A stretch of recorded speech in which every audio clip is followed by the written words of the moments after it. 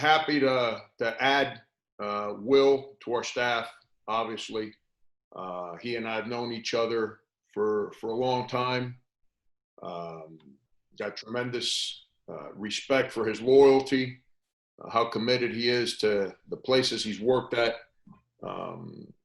Just an awesome partner everywhere he's been, and I think he's a perfect fit for our staff. And so excited about that, and then with our players and when they get back to campus and all this stuff, I know June 29th was a date that we had spoken about. I think we're going to move that based on what was passed yesterday about July 20th being the first day that we're allowed to work out. So I'm right in the middle of trying to find a new date for our guys to come back. And so I will not have a clear answer on that date today. We're still trying to figure all that out. All right, we'll start with Dave. Go ahead, Dave. Hey, Frank, thanks for doing this. First off, how's the knee? And second of all, with that new date, do you think it'll be earlier or later, like on into July? Yeah, Dave, the knee's a pain in the – you can finish the sentence. You know, that way they attribute it to you and not me what the last word of that sentence is. The last 2 days have been better. The first 10, 11 days were pretty bad. But you know, I got faith based on what everyone's told me that a couple months from now, I'll be so happy that I got it done, because the knee had gotten pretty bad.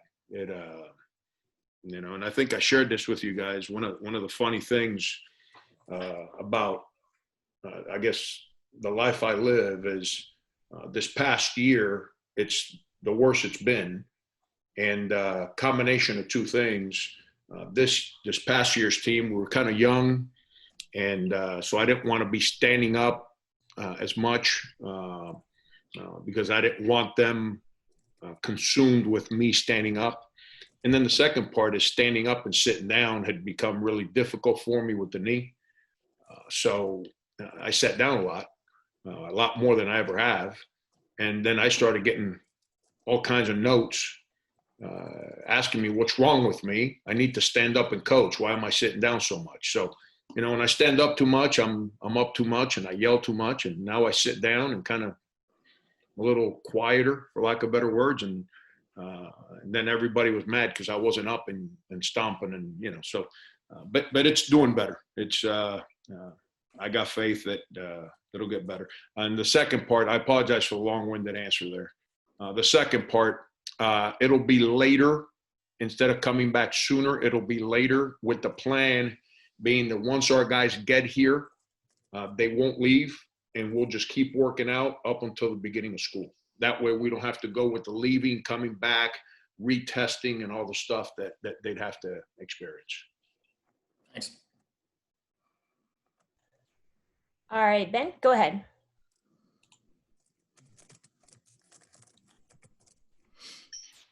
Hey, Coach. Good to hear you're on the mend. I wanted to ask just kind of what have your conversations with AJ Lawson been like of late? And how does, if there is any sort of pre-draft process, how does that sort of interact with when players are kind of back on campus potentially?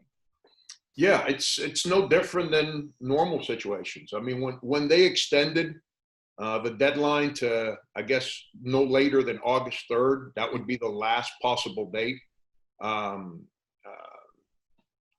It's no different. And it's just like any other summer with anyone else. They're testing the waters. I guess that's the popular term for what he's doing is called. But he's still a student at South Carolina. So whenever we report, you know, July, I don't know what day it's going to be yet, but it'll be sometime probably around that July 20th number. Whenever he reports, he'll report too, you know, unless he's made a decision by then about staying in the draft. But he's great. Him, his dad, his mom, I speak to them all the time, like I do with most of these guys. Great spirit, excited. All we can talk about is if, you know, if he comes back to college, his enthusiasm for how much better he thinks he already is, and how much he likes the team and our chances of winning at a high level. I mean, he speaks about all those things, but there's no need to rush and make it. He's had probably 6 or 7 interviews with NBA teams, like we're doing right now, which is what they're all doing. So as long as NBA teams are offering interviews, I don't see any reason why he should, try and make a decision sooner than he has to. Like, if no NBA team was even asking to meet with him, Mm-hmm. I would think he would have made a decision by now. But as long as they're inquiring, and he's got the right to continue to be a student here and explore that option, I don't see why he wouldn't do it. Mm-hmm. Colin, go ahead. Hey, Frank, glad to hear you're doing well. I know you mentioned earlier in the offseason Alonzo was about to have a procedure on his knee. How is he? Has he had the procedure? How's that going? And I guess when you interviewed Will Bailey, just what kind of stood out during the interview process and when you were kind of checking up on references with him? Yeah, Alonzo actually had his surgery June 5th, June 6th. If I'm not mistaken, it's he's on campus right now. He's doing all his rehab and stuff with Mark. I told him that makes 2 big old slugs that both have bad knees at the same time, and he and I. So we just need him to stay in shape, not get in my shape. But he's great. He's in great spirits. He just unfortunately he just kind of got nicked up during the season, and it wasn't severe enough to need the surgery right away. It's more of a tune-up, clean-up kind of deal than repairing anything. So he's in a great place, and with Will, he and I, like I said, have known each other. I keep like everyone that's in a leadership role, a group of 3, 4, 5 guys in my back pocket that I always feel would be a good match for me.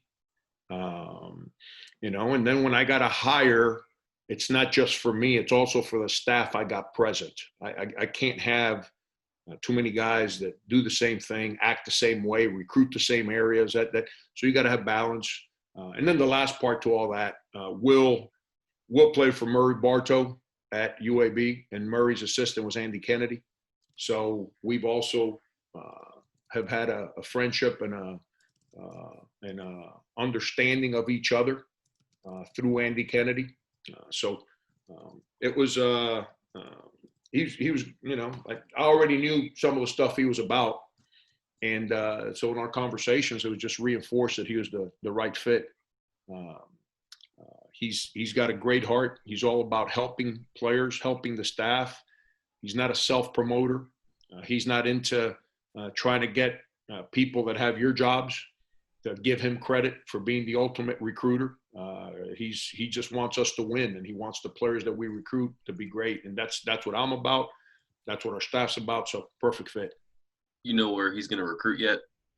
Kind of territory. Yeah, everywhere. I mean, he's a Chicago guy, so he gets us into that area of the country.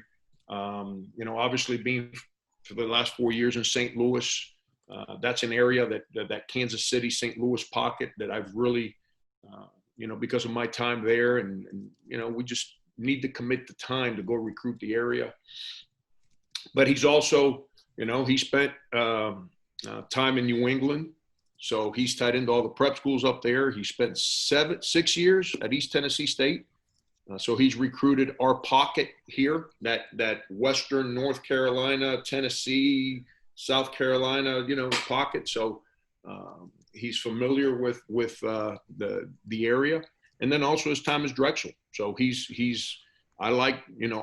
we've got a large alumni base. A large number of our students are coming from the Eastern Seaboard North. So being able to keep recruiting that area, I think it's an intelligent thing for us. All right, next up is Eric.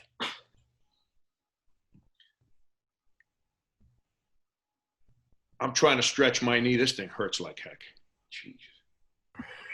Hi, Coach. Last time we spoke to you, it was shortly before you were named to head up the coaches committee on issues dealing with race and discrimination. I just wondering if you could please kind of address that role a little bit, your involvement in it, and how important you think it is to be involved in a committee such as that. Yeah, I've enjoyed it tremendously so far. We've had 2 meetings with a scaled down group of guys. We've brought up some great ideas, some great points. The one thing that we all agree on is that this is a big topic, and if you try to put your arms around the whole thing, you're exhausted before you start. And I think it's important that we take an inside-out approach to how we go about this. It's Tommy Amaker came up with that thought process, which we all thought was awesome, which is how can we impact this, and what can we touch? And we've all agreed that education is number one. So we've come up with some ideas. I'm not going to say them public yet, because that's something that we all have to be in agreement that we're going to make a release, and that this is what we're pursuing, and we're still trying to get to that place. But there's some great topics on education, things that we feel things that are out there that we feel are not fair in the educational system pertaining to universities. And then some better ways to educate, and better ways to open doors, to open minds as to some of the history and things of that nature. And so we've really circled in on education, and then justice reform, specifically to younger kids. We feel that too many young kids are deprived an opportunity of an education because of petty stuff, and we got to figure out a way to make things better from those 2 avenues. Those are the very initial thoughts. We're supposed to have a bigger call. We've got I don't know, probably about 35 coaches that have asked to be on the committee. We're going to do a call tomorrow, but we realize it's the celebration of Juneteenth, so we decided to cancel it and do it next week. I'm not saying all 35 coaches are going to be on the committee, but it's an opportunity to listen to more voices rather than the 4 or 5 that we've had conversations with so far. Why do you believe you were reached out to as far as heading this thing up, Frank? Probably because I'm not scared to speak on topics. I'm not scared to speak about my experiences. I'm not scared to be willing to express what life has taught me. I'm not into the politically correct speeches. I'm willing to express what I know, and I'm willing to listen so I can learn. I'm humble enough to know that I don't know it all. And I'm humble enough to know that I need to understand how other people live, how other people think. So I don't know. I didn't ask for the job, but like I was told, the moment chose me. So I think it's a great thing, and I'm excited to be a part of it. But, I'm not into the name calling. I'm not into the dividing. I've never been a blamer. I don't sit around and blame people. I don't blame my players. I don't blame my staff. My job is to unite, to educate, to make us all understand how we do have more in common than more in different, and figure out a way to find common ground to better understand each other so we can learn to respect each other and bring people together. That's how I live my life. That's what I believe in. Thank you. Yep. All right, next is Pete.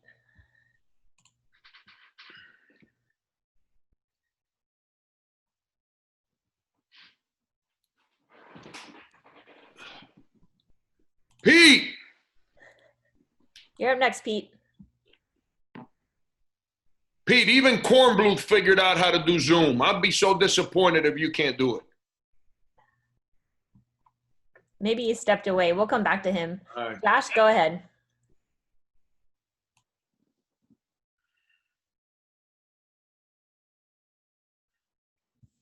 All right, sorry. I can barely do it. Oh, Frank, if Kornbluth does anything better than you guys, I'd figure out a way to get something else in my life. that's a perfectly reasonable standard. I agree. Sindarius yesterday joined a kind of a growing group of former athletes who has thrown their support behind changing the name of the Strom Thurmond Wellness Center. Yep. What's your thought on that issue and the bigger issue that it dovetails into, which is things that are named for people who have troubling racial histories? Yeah, it's complicated. It's I don't think it's as clear as daylight. You know, Josh, if you remember, I want to say the year was 2015 when the whole movement that take the flag down from the state house, the state capitol, came down. I can't give you word for word what I said then, but thinking back, I believe my opinion at the time was that, you know, in public areas that are run by taxpayers, having a symbol of something that alienates a group of people is not right. I think there's a place for everything in their proper places. Because, you know, Josh, I try to use myself. When I think about all these things, I try to use myself to help me think. Who I am today as a man, at least my good traits, they weren't developed just because I've always done the right things. I did a lot of stupid stuff and I've made a lot of mistakes. And the fabric of my life is what's given me the core of what I believe in today. You know, it's all part of the fabric of our country. You know, here's something I would say. Our university is a taxpayer, you know, campus. It's a state university. It's you know, got to figure out, you know, what's right, what's wrong. I'm you know, obviously, Senator Thurmond fought for this country in World War II and battled to allow this country to stand up for what we are and who we are, which I have a lot of respect for this country. But at the same time, he's also got some ugliness in there, which I totally understand. I'd be if you. Here's where being the coach at this university has helped me, because I always, like we all do, we see life through our lens. And if you asked me if I would go to school somewhere where there's a statue of Fidel Castro, I'd probably say good luck. You know, so I've had to learn about a lot of the history, about a lot of the things that do impact people in the South, and both white and black. And it's something that's been very educational for me, and I've learned a lot. So I at the end of the day, here's what I'll say, Josh. The former athletes, I would hope that they're educated as to who Senator Thurmond was and what he was about. And it's not an opinion that they've generated for popularity on Twitter.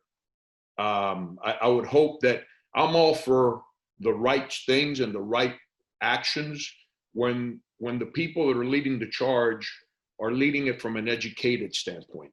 And I'm always for doing what's right. I'm not for doing what's wrong. I'm not avoiding what's right because it sounds wrong. So I will always stand with athletes when it's something that's educated, it's something that's right. But that's I don't know if I'm answering your question. I think it's a complicated topic, but at the end of the day, my personal feelings is land that's run by taxpayer money should be inclusive for everybody and should not have symbols that are divisive to all of us or to some of us. So I think that's something that's got to be given some thought. The decision makers of our campus and our state, that's their duty, that's their journey. And I hope that they engage in conversations to do what's right. Do I have the answer for what's right now? No, because I'm trying to get educated. Be honest with you. I lived in this country for how long? I've been here 8 years. I'm 54, for 46 years. I knew nothing about Senator Thurmond until I moved to South Carolina. And it's something that I've began to understand and learn of, in my education since I've been here about the South and some of the stuff that took place.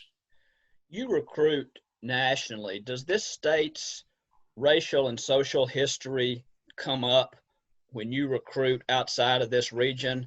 And whether the answer is yes or no, do you think that conversation could change as we move forward from this moment? It's funny you asked that because it really doesn't come up much, at least not to me. No one really brings that up to me when I'm visiting with families. On the contrary, I get a lot of like, yes, we have family in South Carolina. We love South Carolina. That's what I get a lot when I go recruit outside the state. The one thing that, for the obvious reasons, Josh, that I've learned because of the history, this state's always put in the forefront of some of these issues when they come up. And here's what I love about this state. We don't run and hide from it. We don't act like it doesn't exist. And I'm talking about both groups. And on the contrary, I think this state's been very proactive, at least in my time here, to be very understanding of how to move forward and better understand people. I go in other places and they're not as proactive to being so clear on the direction that they want to head in. And so the way we handled everything in 2015 and 2016 as a state, I thought was powerful. I thought was awesome, which made me want to learn more because of how united and how willing. There's always going to be people that are unwilling or don't want to change. That's part of life. That's the greatness of this country, is the freedoms that we are given. So we get to choose how we live. Unfortunately, there's some people got ugly in them.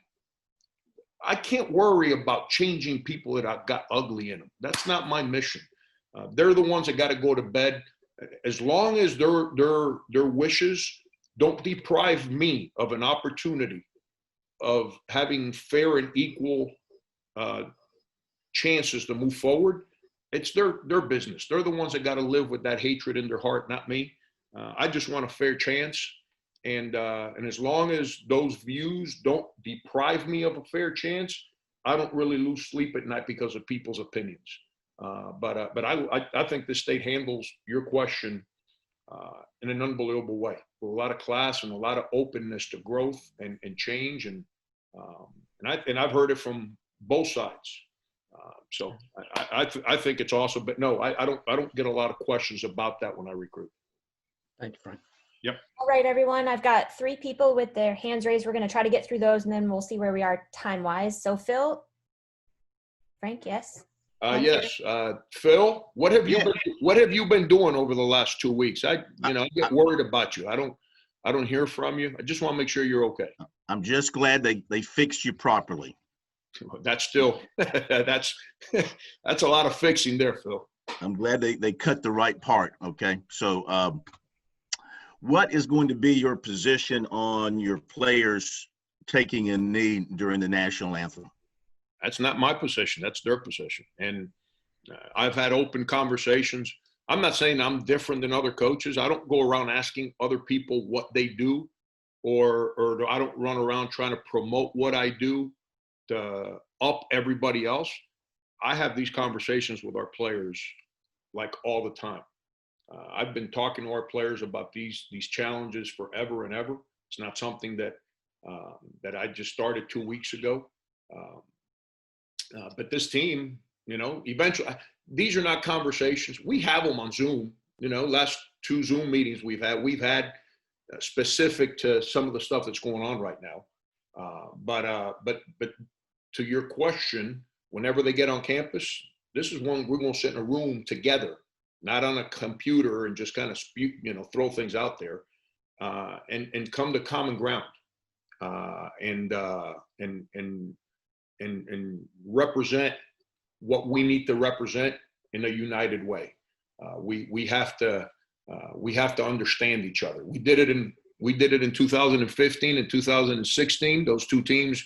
It's funny. It was during another election year when it was a huge uproar. Then in 17, 18, and 19, we never talked about it. Now I'm not saying we, the locker room. I'm talking about we as a country. Now here we are, another election year, and it's another uproar about the same things that we spoke about 4 years ago. And that team back then, those 2 teams back then, they were great. They expressed themselves. I expressed myself because we all have different opinions, and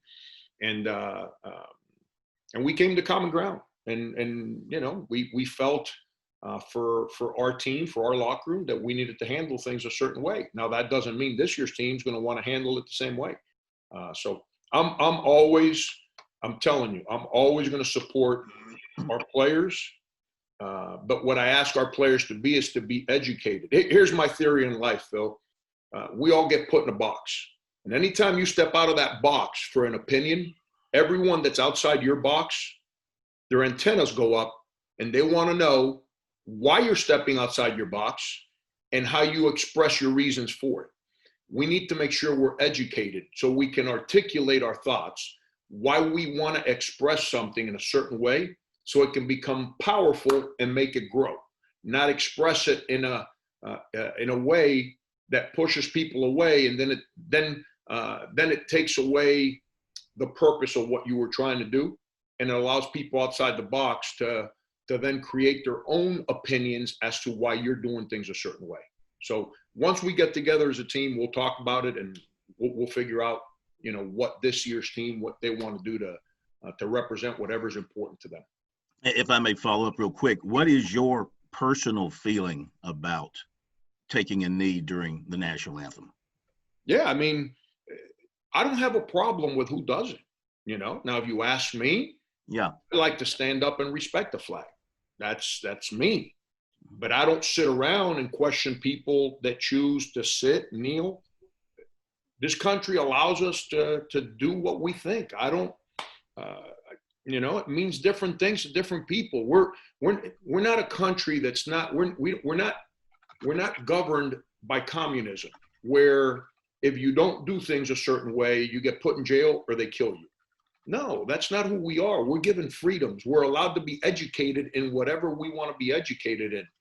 So we create our own thoughts, our own opinions, and we're allowed to express them and share them. And so people that want, my whole thing is whatever we're going to do, I just want to understand, like with your question, what it means to our players. And if it's that important to them and it's clear that their opinion for it is that strong, not just because Twitter says it is, because they believe it in what their history and what they've learned and their life tells them it is, then I would support what they want to do for our team. But that flag means different things to different people. And to me, I've expressed this before, that represents a country that gave a family that lived in oppression, that lived in tyranny and communism and in a miserable place, that gave that family an opportunity to live here in freedoms. So then I can get educated and I can become a basketball coach at an institution of higher learning like South Carolina. And so I respect what this country has given me, but I also understand that there's pain that others lived before my family ever came in this country. So I have a duty to understand that journey and be respectful of it. And when majority of your players are African American, you have to support them in their journey to make this country better for them, the way it was for my family. All right, everyone, we've only got about 5 minutes left. I only have one more hand raised, so we'll go with Pete, and this will probably be our last question. So Pete, you're all set. Hey, sorry, I screwed up earlier on that. But anyway, Frank, going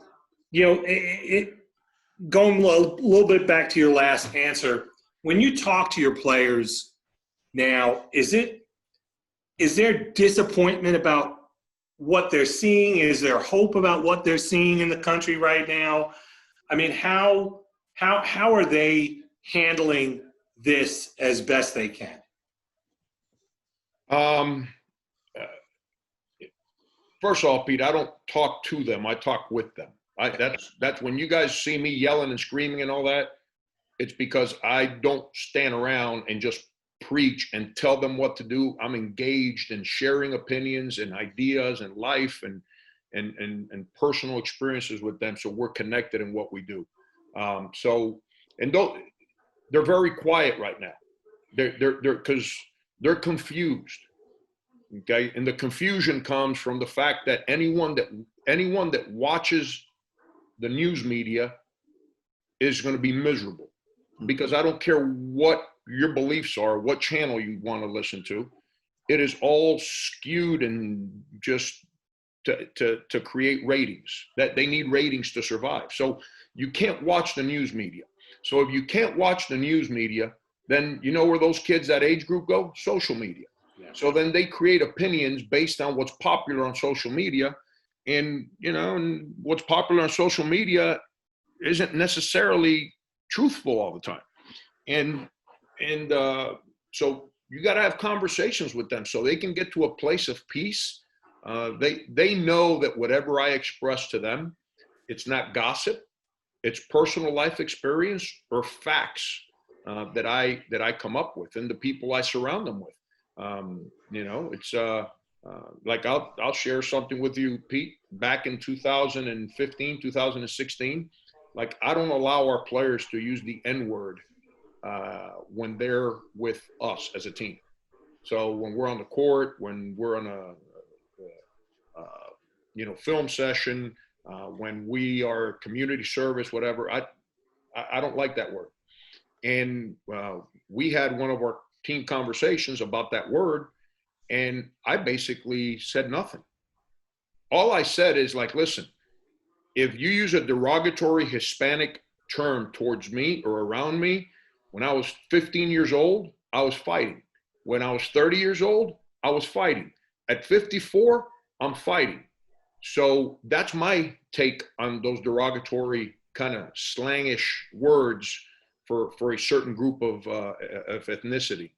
And but then I didn't say anything else. And I heard Perry Clark and Chris Levy-Johnson, two grown, educated men, take opposite opinions on the topic.